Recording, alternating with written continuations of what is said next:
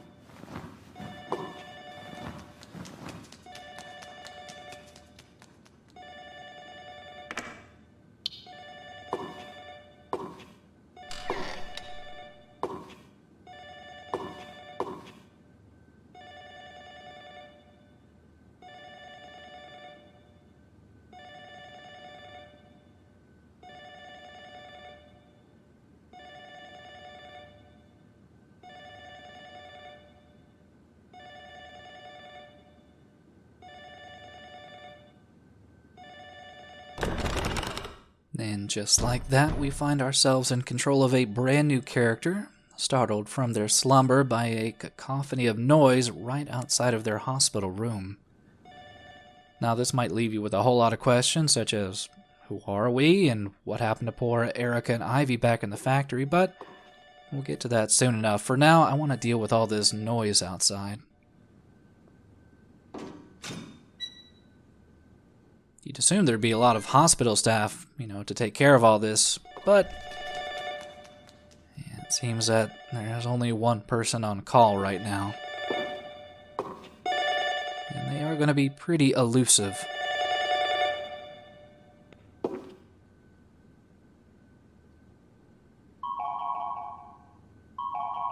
Now, while we did manage to miss that call, it does seem like something is trying to get our attention in room 301.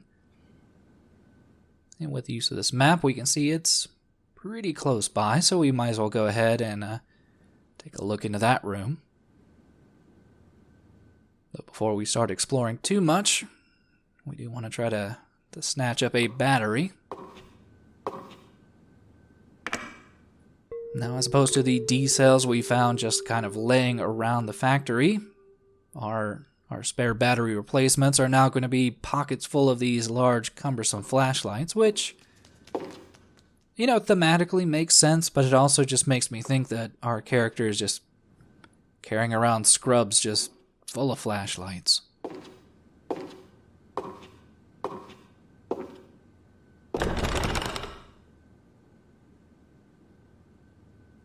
Now, I want to preface this particular chapter by saying that while this is only the second chapter of the game, in reality, it is probably one of the longer chapters, and due to that length, I would say it's actually one of the more difficult chapters.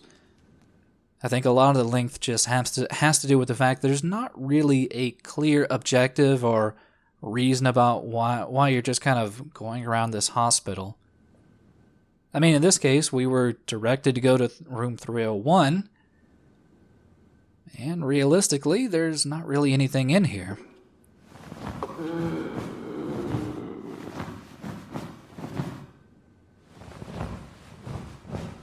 I mean, outside of a extremely grabby ghost. Still, for some reason, after triggering that little jump scare there, we can kind of hear the chime of another room trying to call out to us from the nurse's station.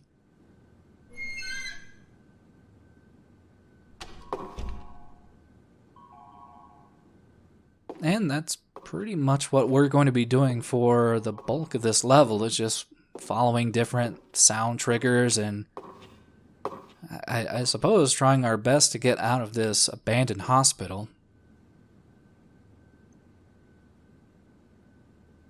You're also probably wondering why this person would have checked themselves into an abandoned hospital, and I guess to kind of go with the narrative of the Ju-on films, for the most part, Well, the curse can sometimes alter your perception of things. You're sometimes not seeing exactly what is going on in reality. It's more or less that the curse is trying to get you to see what it wants you to see.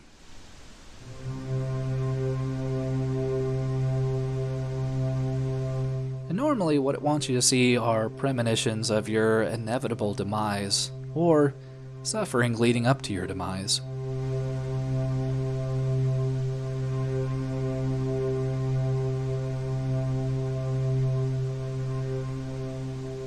In the case of what we saw on that TV just now, it seemed to be a collection of places at the factory, I think, and some locations at the hospital here.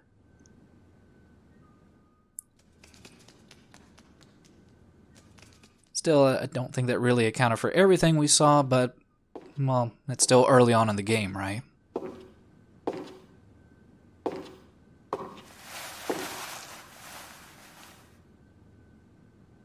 Now, while we were given an option to go into either room 305 or 306, it does seem like the most obvious choice is to follow that large trail of hair there.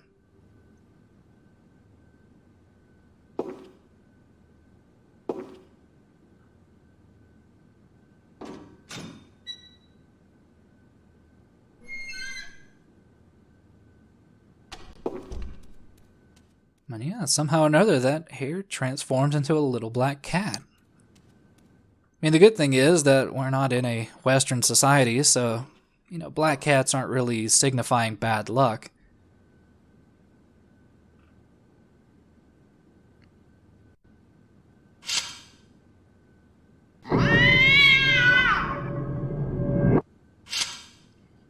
Instead, they are signifying of, one of the, I'm going to say 2 primary ghosts that we are going to be running into over the course of the game, and are pretty much pivotal to the, main backstory of Ju-on. And I guess it'd probably be worthwhile to go a little bit more into the young boy that we have been seeing pretty frequently so far in the hospital, and who is going to be contributing to our collectible for the stage, these little scribble fragments. But yeah, this young boy, his name is Toshio, and as you can imagine, that we are seeing Toshio as a ashen little ghost, that means that he did not die in, let's say, a normal fashion. I mean, kind of depending on if you're going by the books or the movies or the reboots, his demise was never a very pleasant one. It was either starvation or he was killed by his mom as a ghost. Needless to say, he is not always the most aggressive ghostly figure that is run into in Ju-on. More or less, he is just there to kind of, I guess, torment you.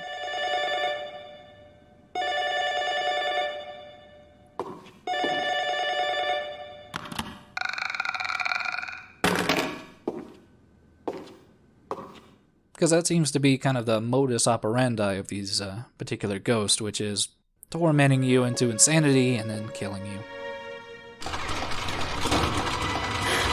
Little Toshio, though, being a young boy, is pretty mischievous. He likes to play hide-and-seek, he likes to get little spooks off with his cat-like meowling. And there is actually a very specific reason that he does make the cat sounds that he does, and that's because he had a very, very close relationship with the family cat, who I'm wanting to say was actually the first real member of the family that was killed.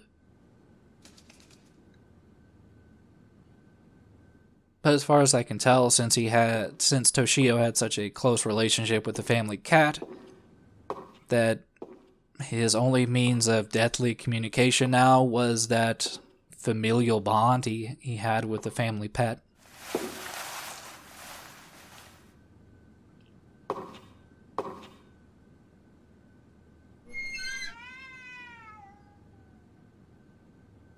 Also, we get our third scribble, fresh off the toilet, which is pretty impressive for a ghost cat.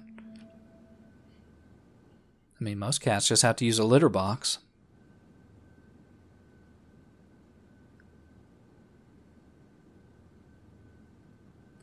But yeah, as far as I can recall from the chronology, it was the cat that died first, then the mother of the family, then young Toshio, and then I think the father.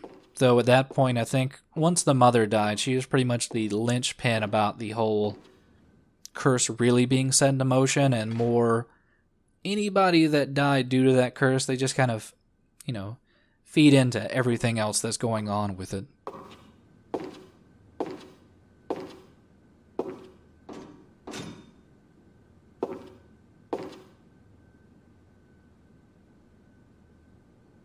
And I think to some degree that using Toshio, the young, ashen visage of a, half-naked boy, has always been especially terrifying in the series, not just for the fact that, there is violence against children, but also he is just able to show up in the oddest of places.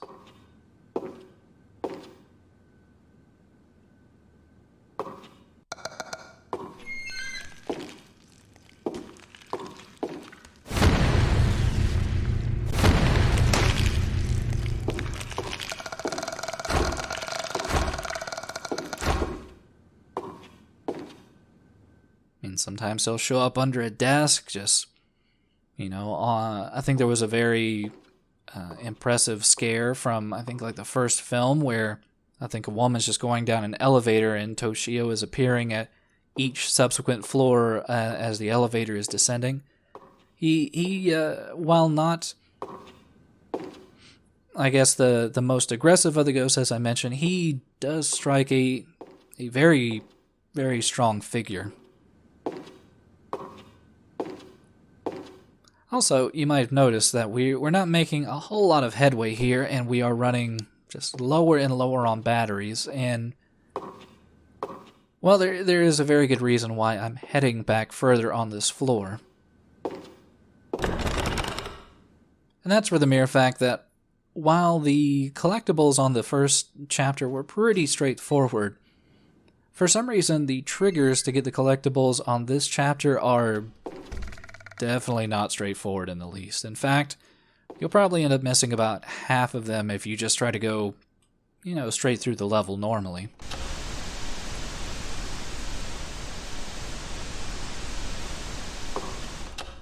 Because there is a collectible to get in this room, but you have to do a little bit of black magic to get it to trigger.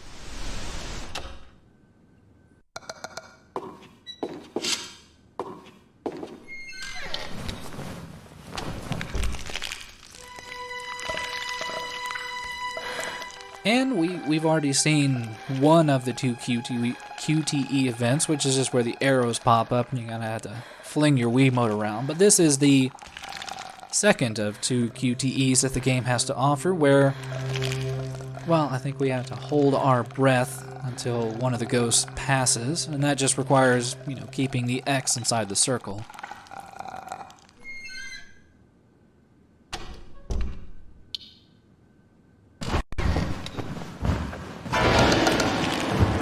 Which leads immediately into another, I would say, amazing scene from, I think, the original Ju-On. Doesn't really have the same gravitas, I'd say, in the game. But, yeah, in the first film, there was a scene where I think a woman is laying inside of one of those, billowy futons that the Japanese have. And it's just completely flat.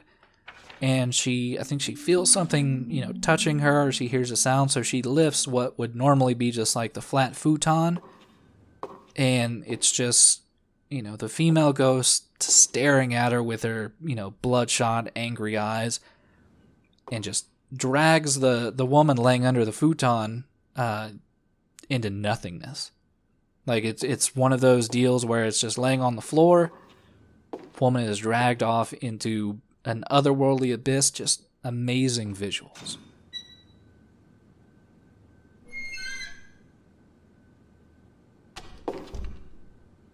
But I think with that little collectible now out of the way, after doing, like I mentioned, as far as I don't want to say it's black magic. I think it's just you have to trigger the scare in the ladies' room, then go back to that particular room to get the door to jostle, and then you have to turn on the TV, or at least go into one of the particular rooms to, I think there was supposed to be something particular on the TV that's supposed to say, like, hey, you did the right thing, but I don't know. Either way, I think it's good we managed to get that, and, well, I think I did see Toshio running towards the stairs here, which seems like a good, viable means of finally getting out of the hospital.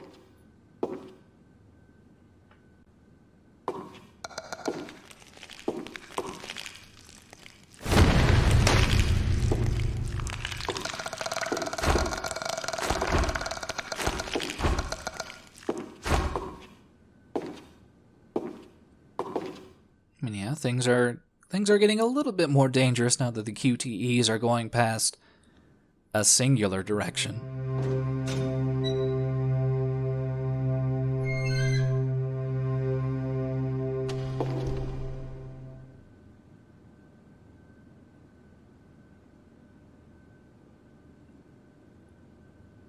So I know the hospital itself is not extremely tall. But I think the best course of action is probably to head further down, maybe check out some of the other floors, and hopefully maybe just be able to get out on the ground floor. I mean, that's, fingers crossed, the best thing we can hope for.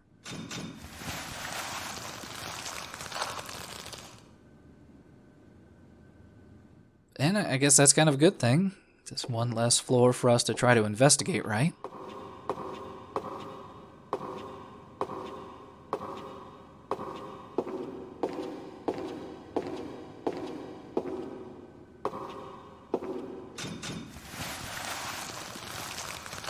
Sadly, it seems, though, that we are not going to be getting out on the ground floor either.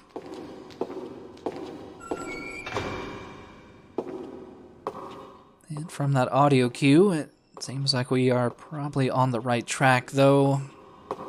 I still question if the right track in this case is the best track.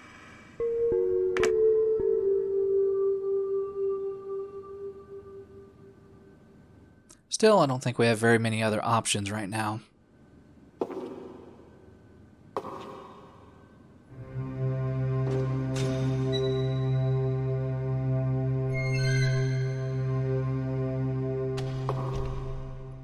So we got Hair Abyss and nothing. Okay, so I guess it's Hair Abyss it is.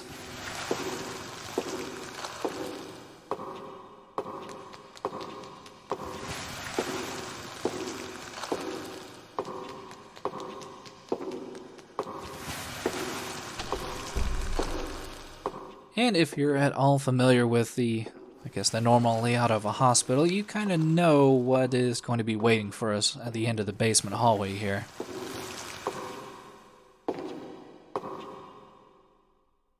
Yeah, I could have telegraphed that coming from a mile away.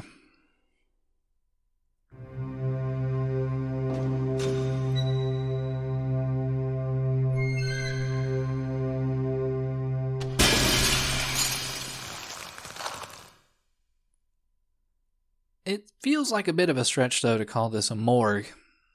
I mean, it's definitely a place where they're storing bodies, but I figure more refrigeration units, autopsy tables, just something a little bit more robust than, three coffins and a place to burn incense.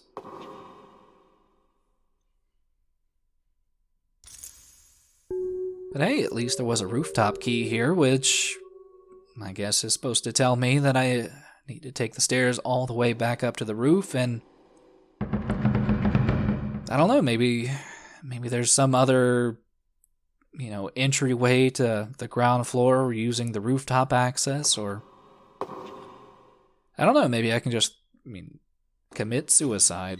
That seems like a good viable option, which I think from the films, I would actually say is not a good option. It seems like a portion of the torment that the ghosts want to cause is probably to push you to death. Though if you decide not to kill yourself, they'll just drag you into their, I guess, nethery abyss. It's definitely, it's never a very happy picture that the franchise paints.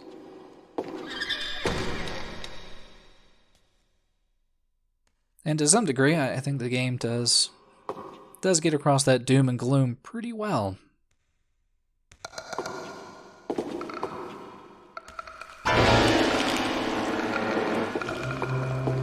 Even though some of the obstacles it decides to put in our way are not really that overwhelming, I'd say.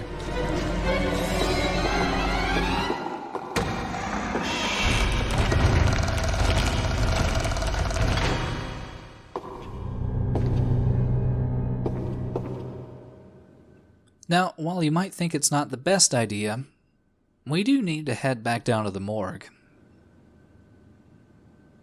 This is another situation where there's a bit of a weird event trigger to get the collectible to actually like spawn into the game.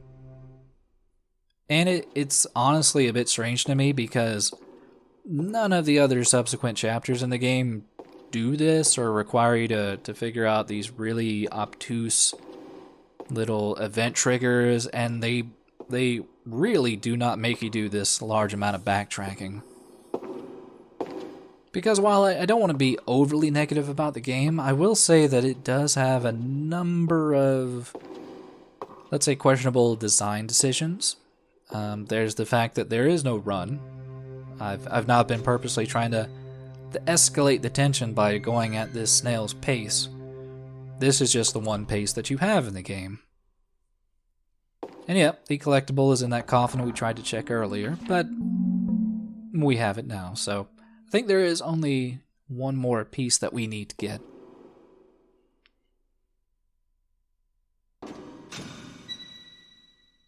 Still, in addition to the incredibly slow movement speed, there is also just what I've heard to be very unresponsive, just Wiimote controls. I fully admit that I am playing via an emulator. It's definitely helping some things.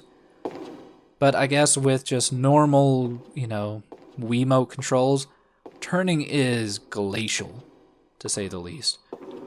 And this does not help with the fact that you are, pretty much actively, constantly on a timer. So somehow the game manages to have unresponsive and yet incredibly simplistic controls. Like, while the turning is super slow, the QTEs are, well, they just seem to take any kind of motion to actually be successful with.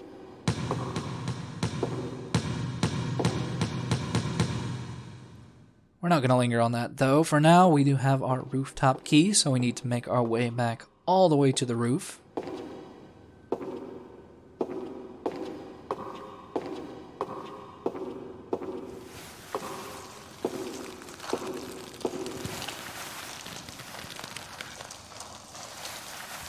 Though we do have another dangerous obstacle to deal with first.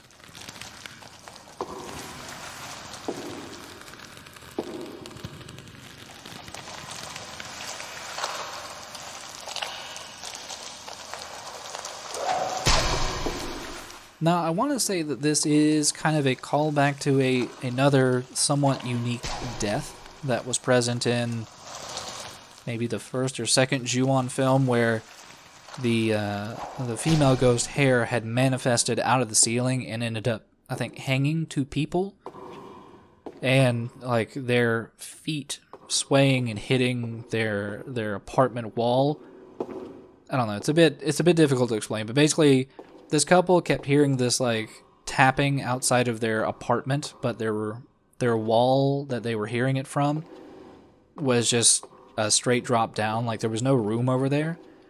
And it ended up being that the tapping they were hearing was a premonition of their feet hitting the wall as they were being hung by this hair.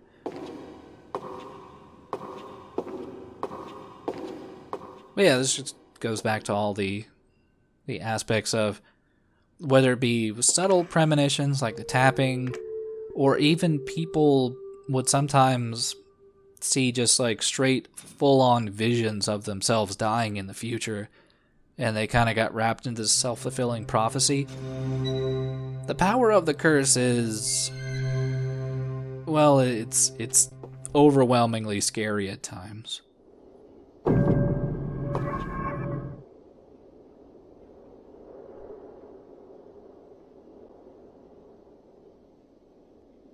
Which I think, going back to Toshio and his appearance, I think it does, like, the fact that you have both, you know, the mother and son as, like, the primary figures of apprehension. They're the primary spooks. It does a good job because, especially with Toshio, he will sometimes appear as just a normal boy, get this sympathy from characters, they'll let him inside their homes, and then just suddenly, cat sounds, and you're dead. Reminds me, to some degree, of another very great Japanese found footage horror movie called Noroi, or Noroi. It's basically cursed, but if you do get a chance to see it, it's great. But yeah, there's a cursed boy in that as well.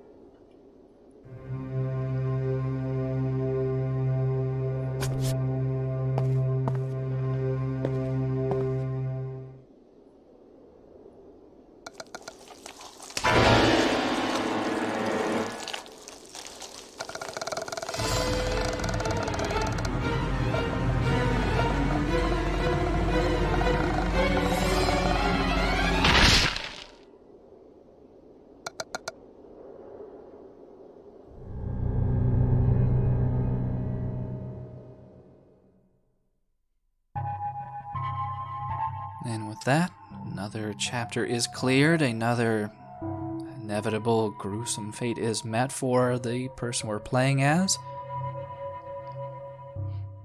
Yeah, just sunshine and rainbows for this game, especially with the great pep talks they give you at the end of every chapter.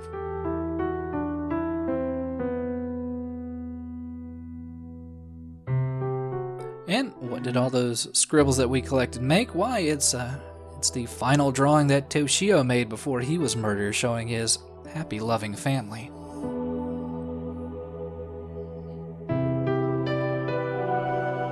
But with the hospital now out of the way, that now unlocks the next chapter, the derelict apartments. Hopefully you will join me then, and we'll see if we can't go apartment hunting.